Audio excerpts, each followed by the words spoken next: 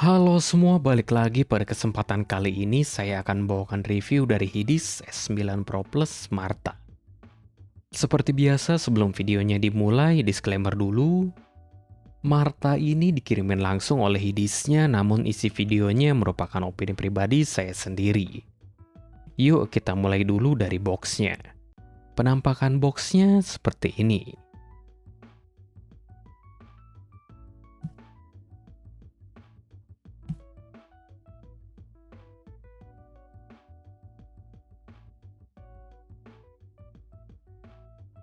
Kalau dibuka kayak apa, yuk kita buka. Waktu itu dia kebukanya begini. Ya udah. Waktu itu dia dongelnya di sini. Terus di bawah sini ada kabel dan aksesorisnya apa aja. Ini bekas wadah kabel pendek. Ini bekas si plastik S9 Pro Plus-nya. Ini ada apa lagi? Dah, ini. Aksesorisnya dapat ini. Sama adaptor juga. Kabelnya kayak gini. Dan ini si S9 Pro Plus Martanya. Saya beresin dulu. Ini dia si Hidis S9 Pro Plus Martanya. Dia desainnya kayak gini. Dia ada 3 warna, hitam, silver, dan biru. Ini ada tombol volumenya, sayangnya ini bukan independent volume control. Di bagian sini nih yang berubah banyak dari Hidis. Akhirnya mereka pakai konektor 4.4 mm Pentacon. Di sini ada 3.5 juga. Untuk bagian bawahnya dia USB Type-C seperti biasa. Ini konstruksinya dari aluminium dan juga kaca. Beratnya kurang lebih 17 gram, nggak begitu berat kalau misalkan gondal-gandul. Tapi saya mau bahas dulu nih. Sebelum masuk ke suaranya, saya bahas tentang compatibility, battery consumption, dan output power. Ini dongle saya tes di banyak HP nih. Di Mi 13T, prosesornya Dimensity 8200 Ultra, Poco F5, Zenfone 10, dan ROG Phone 7 dia Snapdragon, Galaxy S23 dia pakai Exynos. Saya ngalamin satu hal unik di device yang pakai prosesor Snapdragon. Ini tuh kalau di setel kayak ada bunyi ticking tipis-tipis gitu, nggak tahu kenapa, hanya di device yang Snapdragon. Untuk Exynos dan Dimensity dia aman. Jadi misalkan kalau kalian yang mau beli dongle ini pakai device prosesornya Snapdragon, ya bisa ada kemungkinan bakal ngalamin hal yang serupa juga kayak saya. Ini nggak tahu masalahnya di unit dongle saya aja yang zonk atau di firmware-nya atau gimana. Sedangkan untuk battery consumption dia drain sejamnya 10-12%. Dites pakai Mi 13T dan Hidis MP145. Di konektor balance. Untuk output powernya dia rated di 138 mW di 32 ohm single ended dan 180 mW 32 ohm di balance-nya. Kita masuk ke bagian sound-nya. Gambaran besar tonality-nya S9 Marta ini dia netral dengan presentasi treble yang saya bisa bilang bagus. Dengan stock filter anodizing fast roll off, saya dapat feelingnya S9 Marta ini agak bland. Terlalu netral dengan decay yang serba pendek. Untuk pilihan filternya sendiri dia ada 7 yang bisa dipilih. Untuk sound partnya saya deskripsiin dengan filter linear phase slow roll off filter. Karena menurut saya itu yang paling enak di kuping saya. Dengan filter linear phase slow roll off ini suaranya jadi lebih richer, lebih whole, lebih berbody dengan decay yang lebih panjang ekornya.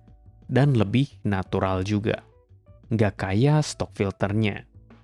Untuk bassnya S9 Marta ini dibawain dengan proper note weight, berbody, nggak tipis tapi nggak dikasih micin berlebihan juga. Untuk mid-range-nya sendiri dibawain dengan clarity yang bagus tapi agak gimana ya? Lively, forward. Thankfully suaranya nggak pernah masuk di kategori agresif di kuping saya. Tapi keep in mind S9 Marta ini model tipe suaranya demand perhatian kalian.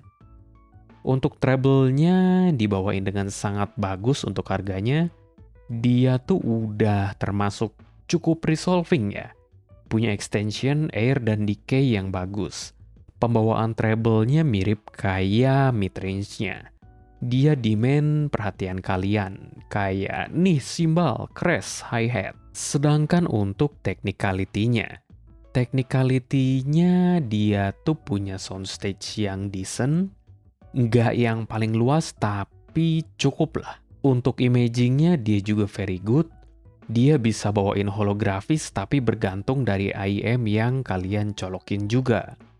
Dia nggak nambah-nambahin IEM ini jadi holografis atau enggak, tapi tuh cuman kayak ngasih apa yang masuk ya keluar ke yang kalian colokin.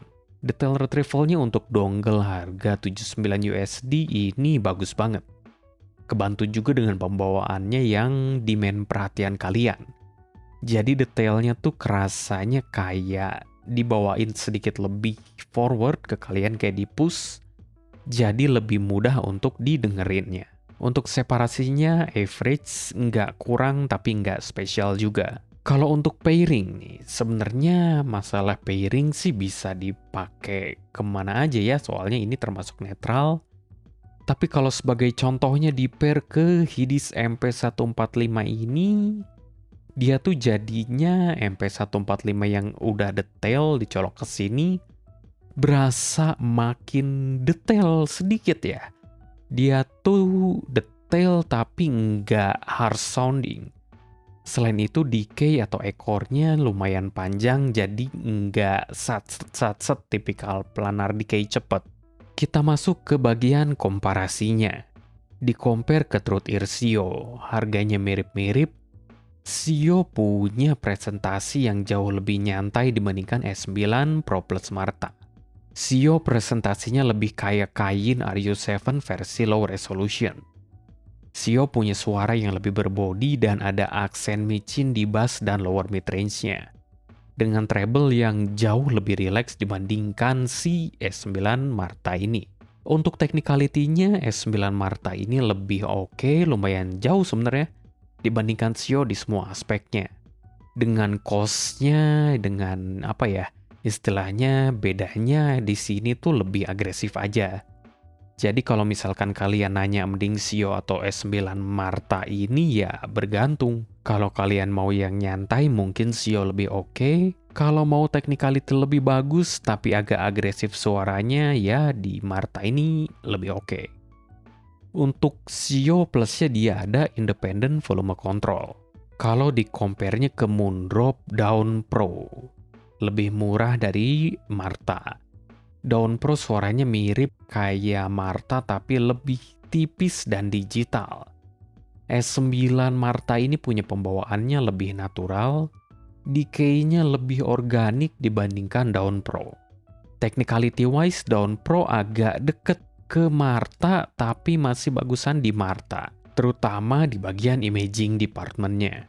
Marta lebih oke kebantu karena suaranya lebih proper bodinya, bobotnya. Plus side-nya Moondrop Dawn Pro dia punya companion app dan independent volume control. Jadi konklusinya gimana? S9 Pro Plus Marta ini.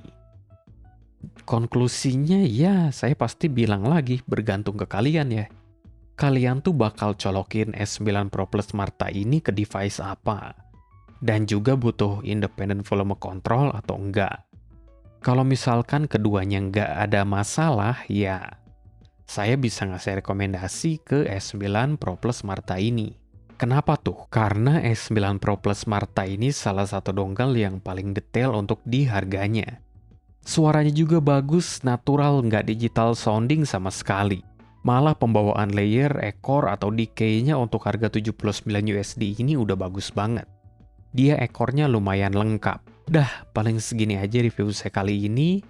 Terima kasih sudah mampir. Kalau berkenan boleh dong minta sub, like, dan share juga. Sekian dari saya. Bye-bye.